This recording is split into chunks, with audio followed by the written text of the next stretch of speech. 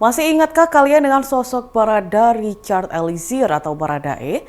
Setelah lama tidak ada kabar, ternyata Baradae baru saja menikah dengan kekasihnya, Duce Maria Angeline Kristanto Lingling. Kabar bahagia ini turut dibagikan oleh Roni Talapesi yang dulu juga menjadi kuasa hukumnya pada akun Instagramnya pada Sabtu 20 April 2024. Roni tampak mengunggah dua foto pernikahan Baradae dan Lingling di sebuah gereja. Baradae tampak sumringah mengenakan setelan jas abu-abu, sementara Lingling mengenakan gaun putih. Dalam keterangan unggahannya, Roni menyebut bahwa momen itu merupakan prosesi pemberkatan pernikahan Richard dan sang kekasih. Pengacara itu pun diduga turut menjadi saksi pernikahan Baradae. Hal itu terlihat dari video Instagram story Roni yang memperlihatkan dirinya menandatangani sebuah dokumen. Diketahui nama Barada Richard Eliezer sebelumnya menjadi sorotan publik setelah terlibat kasus pembunuhan Brigadir J. Atas kasus itu, ia dijatuhi vonis 1,5 tahun penjara. Setelahnya, bebas dari lembaga pemasyarakatan pada 4 Agustus 2023 lalu.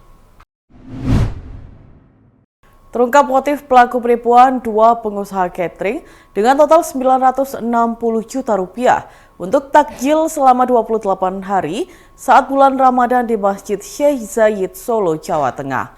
Menurut polisi, motif pelaku melakukan hal tersebut lantaran pelaku terlanjur malu menjanjikan adanya pesanan catering takjil untuk kedua korban. Adapun dua catering tersebut adalah Vio Catering dan Adila Catering.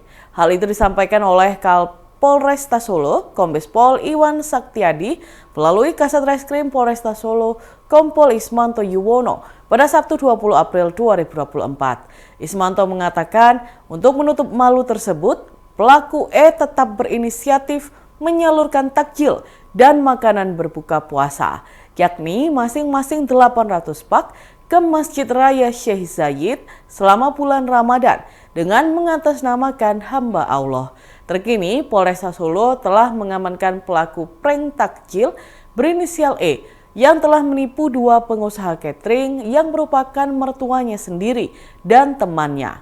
Polisi berhasil menangkap E yang sempat kabur ke Kabupaten Ngawi, Jawa Timur. Ismanto menyebut polisi tetap akan melanjutkan kasus tersebut dengan menjerat pelaku menggunakan pasal penipuan 378 KUHP. Ia menyatakan kasus prank takjil ini terbilang unik lantaran pelaku tidak mendapatkan keuntungan secara langsung atas perbuatan yang dilakukan. Warga Jember Selatan menggelar parade pegon di Pantai Watu Ulo sebagai puncak perayaan Lebaran Ketupat pada Minggu 21 April 2024. Sebanyak 50 kendaraan tradisional yang ditarik menggunakan 2 ekor sapi melakukan pawai sebagai simbol ungkapan rasa syukur terhadap alam dan Sang Pencipta. Puluhan sopir pegon memulai pawai ini dari Balai Desa Sumberjo, Kecamatan Ambulu, Jember, sekitar pukul 7 pagi waktu Indonesia Barat. Mereka kemudian berjalan ke arah selatan sejauh 6 km menuju Pantai Watu Ulo menggunakan pegon tersebut. Terlihat seluruh kendaraan tradisional dan sapi yang digunakan dihiasi sedemikian rupa agar tampil menarik. Rata-rata hiasan yang digunakan berupa janur kuning. Sekitar pukul 10 pagi, para peserta mulai tiba di Pantai Watu Ulo, Jember untuk melakukan pertunjukan dan ritual khusus memandikan sapi di pinggir pantai selatan. Pantauan di lapangan, Bupati Jember Hendy Siswanto memimpin langsung proses ritual memandikan sapi dengan menyiramkan air tawar ke tubuh ternak tersebut menggunakan gayung. Setelah prosesi memandikan ritual sapi selesai, Bupati Hendy menyerahkan 2 buah terong yang dipetik dari 2 gunungan ketupat dan sayuran yang dibuat untuk perayaan parade pegon tersebut. Setelah itu acara pun dimeriahkan dengan pertunjukan seni budaya, sendra tari kolosal singgah sana Watu Ulo.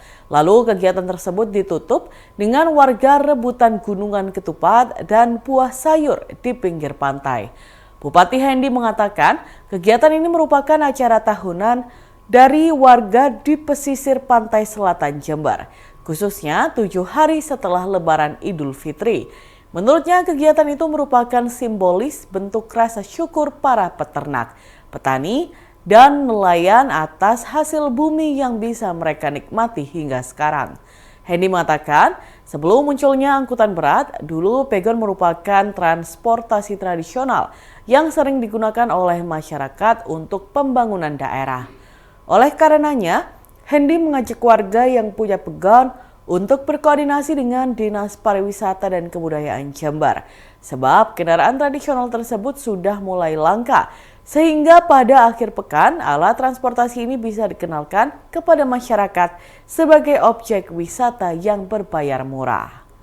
Sementara Kepala Dinas Pariwisata dan Kebudayaan Jember, Bambang Rudianto menambahkan, Pemkab Jember akan mengusulkan parade pegon ini ke Kemendikbudristek sebagai warisan budaya tak benda. Pihaknya juga akan mengusulkan festival ini ke Kementerian Pariwisata dan Ekonomi Kreatif agar bisa tampil di event nasional Nusantara. Dan Tribuners, berikut kita simak bersama wawancara dengan Bupati Jember Hendy Siswanto.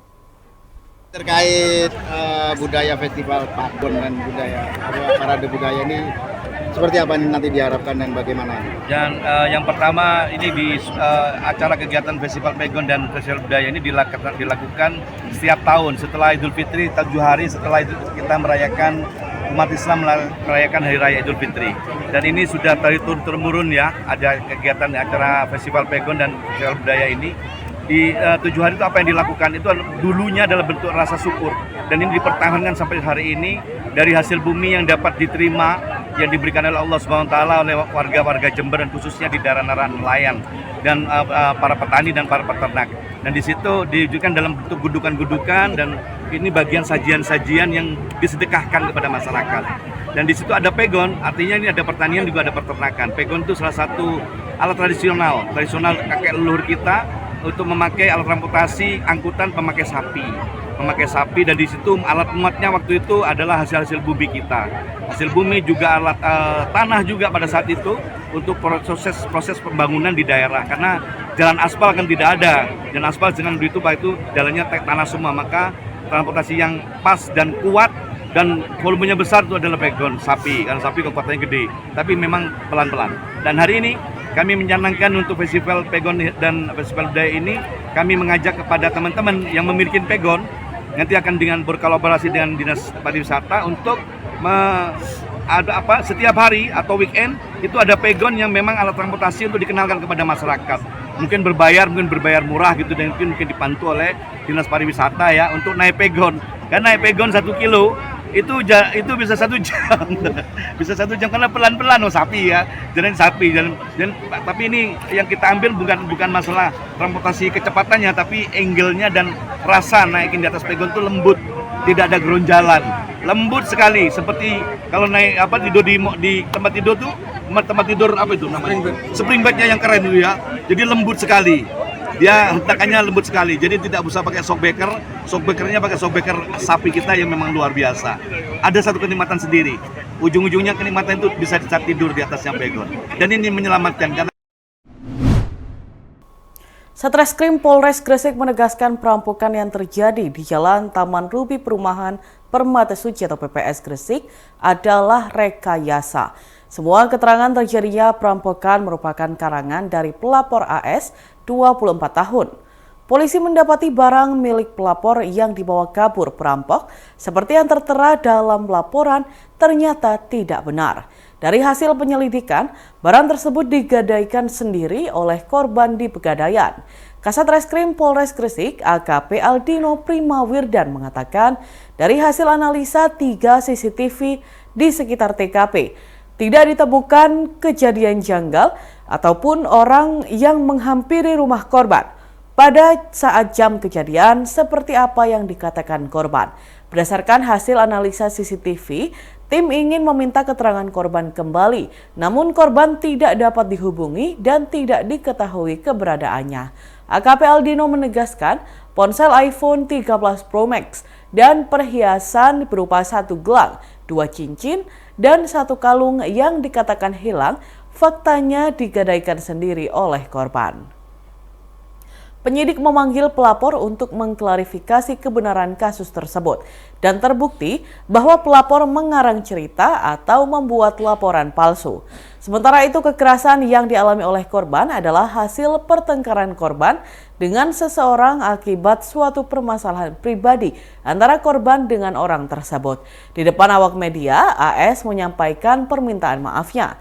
Ia mengaku barang yang dilaporkan sebenarnya tidak hilang atau dicuri, tetapi ia jual dan hasil uangnya diberikan pada seseorang terkait masalah pribadinya. Sedangkan luka yang ada di kepala dan tangan memang benar adanya. Namun luka tersebut karena buah permasalahannya dengan orang lain, bukan suaminya. Dan Tribuners, berikut kita simak bersama penjelasan dari Kasat Reskrim Polres Gresik AKP Aldino Primawirdan dan pelaku AS. Dari hasil analisa CCTV yang kita amankan, ada 3 CCTV yang sudah kita amankan, bahwa kami tidak menemukan adanya orang-orang yang mencurigakan yang masuk ke dalam TKP. Berdasarkan hasil analisa CCTV tersebut, kami ingin meminta keterangan dari korban. Namun setelah kejadian tersebut, kami tidak bisa menghubungi korban dan korban pun tidak bisa dihubungi, dan kami sampai kemarin sampai hari ini kami belum meminta keterangan korban.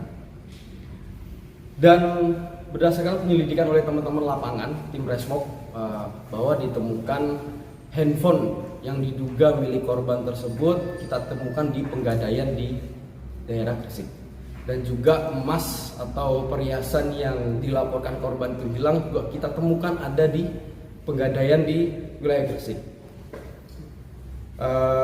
Dengan adanya informasi tersebut, tim Resmob beserta gabungan Polsek Manyar juga akhirnya berhasil menemui korban, dan hari ini korban sudah datang ke Polres Gresik untuk kita mintai keterangan. Ternyata ditemukan fakta bahwa laporan tersebut palsu. Ya, sekali lagi saya tekankan bahwa laporan tersebut palsu. Jadi ternyata handphone yang hilang tersebut dan perhiasan yang hilang tersebut merupakan barang-barang yang dijual sendiri oleh korban di Penggadaian. Ya, karena korban memiliki masalah pribadi dengan seseorang di luar sana. Dan untuk hasil uang yang hasil Penggadaian tersebut itu diberikan kepada orang yang memiliki masalah pribadi dengan korban sendiri.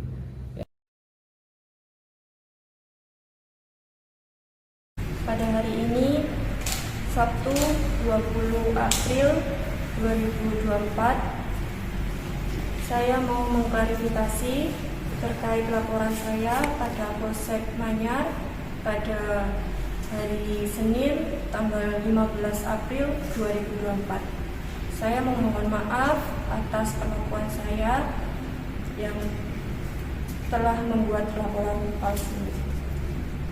Untuk barang yang dilaporkan hilang berupa iPhone, 1 buah iPhone, 1 buah kalung, 1 buah gelang, dan 2 cincin sebenarnya tidak hilang atau dijual orang.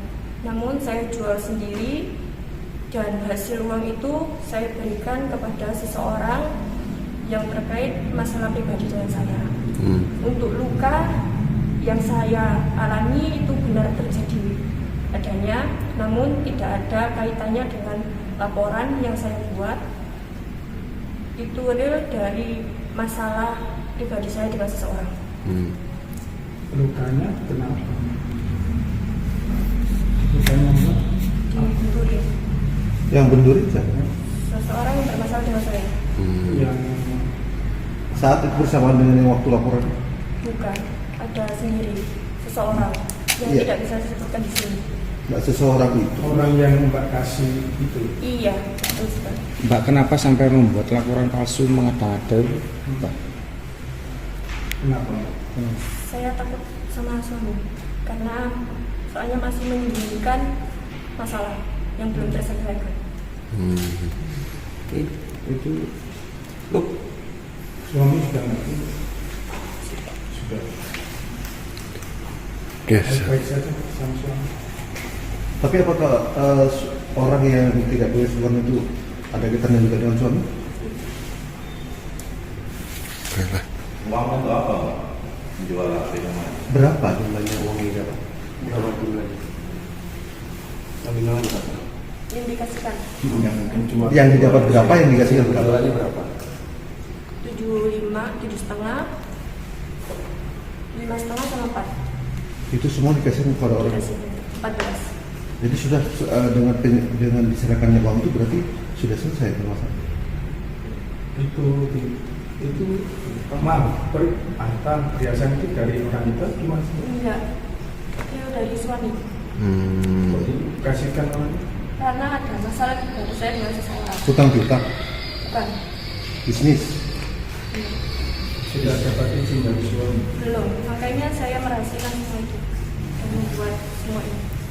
Setelah semua ini selesai, terus gimana hubungan dengan suami atau orang yang bersangkutan? Apakah ada laporan lain, kan ada sempat kekerasan itu? Tidak. Jadi selesai sudah ya? Irak menuding Israel dan Amerika Serikat sebagai dalang serangan terhadap pangkalan militer Kalsu di Musayib, selatan ibu kota Irak, pada Sabtu 20 April 2024. Merespon hal itu, Israel dan Amerika Serikat kompak membantah terlibat dalam serangan di Irak. Seorang pejabat rezim Zionis di Kementerian Perang mengklaim Israel tidak ada kaitan apapun dalam serangan ke markas Hashid al-Shabi. Pemerintah Amerika juga membantah bahwa pasukannya terlibat dalam serangan tersebut. Komando Pusat Militer Amerika Serikat di Timur Tengah, CENTCOM, menyebut laporan-laporan tentang serangan udara pasukan Amerika ke sebuah markas Hashid al-Shabi di Irak tidak benar. Sebelumnya diberitakan seorang tentara tewas dan 8 lainnya terluka imbas serangan di pangkalan militer PMF. Surat berita Al-Mayadin menyebut serangan Israel ini menargetkan pintu masuk utama pangkalan dan kantor milik PMF. Diduga serangan dilakukan menggunakan rudal yang ditembakkan oleh jet tempur. Perlawanan Irak pun melakukan operasi balasan terhadap pelabuhan Eilat pada Sabtu 20 April pagi. Diketahui pangkalan militer Kalsu merupakan markas bersama Angkatan Bersenjata Irak, aparat kepolisian, dan pasukan Hashid al-Shabi. Seorang oknum aparat kepolisian di Surabaya berinisial K, 53 tahun, diduga telah mencabuli anak tirinya sejak tahun 2020. Peristiwa tersebut telah dilaporkan ke Polresta Pelabuhan Tanjung Perak. Korban mengatakan pencabulan tersebut diterimanya sejak 4 tahun lalu, saat dirinya masih duduk di bangku kelas 5 SD. Ayah tirinya merupakan anggota Polsek Sawahan. Korban menyebut peristiwa itu berawal ketika rumahnya di Kecamatan Pabean Cantikan, Surabaya, tengah sepi. Sedangkan ibunya sendiri tengah melahirkan di rumah sakit. Terduga pelaku merayu bocah tersebut dengan iming-iming memberikan apapun jika mau melayaninya. Namun hal itu ditolak. Akan tetapi pelaku terus memaksa hingga akhirnya korban ketakutan dan tidak berani melawan. Sementara itu kakek korban N, 55 tahun, baru mengetahui aksi pencabulan saat Ramadan 2024. Ia mendapatkan cerita langsung dari cucunya. Ia mendengar perlakuan yang didapat sang cucu dari ayah tirinya. Kakek korban langsung melaporkan ke kantor polisi. N mengaku tidak terima atas peristiwa yang dialami cucunya tersebut. Ia berharap pelaku segera mendapatkan hukuman yang setimpal. Sementara itu Kapolsek Sawahan, Kompol Domingos de Fatima Jimenez membenarkan adanya kasus pencabulan yang dilakukan salah satu anggotanya tersebut. Kini kasus itu masih dalam tahap pemeriksaan Propam Polda Jatim dan Reskrim Polres Pelabuhan Tanjung Perak, Surabaya. Dan Tribuners, berikut kita simak bersama penuturan dari nenek korban NH. Adik ini cucu jenengan cerita mengalami kekerasan seksual dari ayah tirinya, ini seperti apa awal cerita? Ya mendem Pak itu Pak. Oh, dalam keadaan mana? Nangis ya, sedih ya? Baru curhat, ada yang mengetahui tetangga saya, terus manggil mamanya, terus dijemput Pak nang girianku, dipukuli sama mamanya. Kan kula kok Pak ngene-ngene, akhirnya Pak ngaku Pak, aku lo dicabuli papa mak ngene, akhirnya mamanya nangis Pak, dirangkul lari itu Pak. Pas lari ke rumah saya. Lari ke rumah saya. Pas gak gelem ngomong nang saya Pak. Takut karena pas saya suruh adik saya itu suruh rayu nomor 3. akhirnya bilang Pak cerita semua. Lah saya kan kaget Pak. Paginya terus saya ke rumah adik saya konsultasiku masalah itu Pak, akhirnya lapor. Suruh lapor aja ngono. Akhirnya lapor. Bulan itu ceritanya suratnya itu kapan Ki? Hah? Suratnya kapan? Surat pertama kali. Pertama punya tanggal 30 Pak. 30 apa itu Ibu? Pas puasa, hari puasa. Puasa 30 pokoknya aku tanggone sebelum lebaran ya? Sebelum lebaran tanggal 2 Propam. Bu, itu di Cabuli waktu itu mulai kelas berapa sampai kelas berapa? Kelas 6. Mulai kelas 6 SD sampai sekarang kelas 3 SMP. Iya. Dari 2000. Selama itu tidak tahu ya keluarganya tidak tahu Pak, nggak ada yang tahu. Hubungan apa sih pelaku dengan ibu korban? Hubungannya apa? Suami istri atau siri? Siri Pak. Nikah siri. Sirinya sejak tahun berapa? Tahun 2013. 2013. Itu siri. Siri Pak. Dengan anggota polisi itu. Iya. Itu dinasnya di mana? Di Polsek Sawahan Pak. Polsek Sawah. Aktif Bu ya sampai sekarang. Iya masih aktif. Itu apakah benar si pelaku itu, terduga pelaku itu sakit-sakitan? Hah? Sakit-sakitan orangnya? Enggak ya? Enggak Pak, sehat. Sehat. Normal.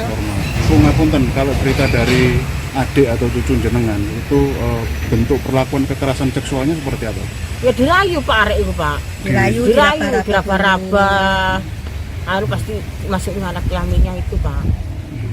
Kalau cerita detailnya itu lokasi kekerasannya di mana Bu? Di kamar atau sampai kamar mandi? Di kamar mandi iya Pak, pernah. Kamar mandi juga. Tiap hari. Tiap hari. Dan saat SMP? Arang Pak, pas kelas 3 punya pacar ini dia berontak.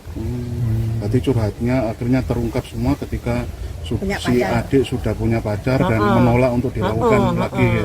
Bu, ini sudah laporan atau seperti apa? Sudah diperiksa? Sudah Pak. Oke. Udah dari kemarin nggak ditindak-tindakin. Oh gitu Bu. Ini sudah ada sampean baru ditindakin. Bu, ngapunten. Modus yang dilakukan oleh si terduga pelaku ini seperti apa Bu? Kok sampai si adik ini nggak pernah cerita sejak tahun 2020? Ya takut Pak. Saya jangan bilang loh Fir. Soalnya sini mau dirayu apa Pak? Kok tak tukun apa-apa kan di papa bilang gitu. Ya diberikan di apa-apa. Diturutin, minta apa-apa nanti tak turutin. Pak jangan bilang gitu. Lah ini takut sama mamanya. Mamanya kalau kan jahat mama itu. Si korban ini anak keberapa Bu? Anak pertama. Anak pertama ya. Dari Mistia. Kondisi adik sekarang seperti apa Bu? Takut sekolah atau apa? Dan Tribuners, itulah tadi live report untuk hari ini, Minggu 21 April 2024. Segenap tim dari Tribun Jatim Network juga mengucapkan selamat Hari Kartini untuk para perempuan hebat di Indonesia. Saya Cindy pamit undur diri dan sampai jumpa di live report selanjutnya. Download Tribun X sekarang, menghadirkan lokal menjadi Indonesia.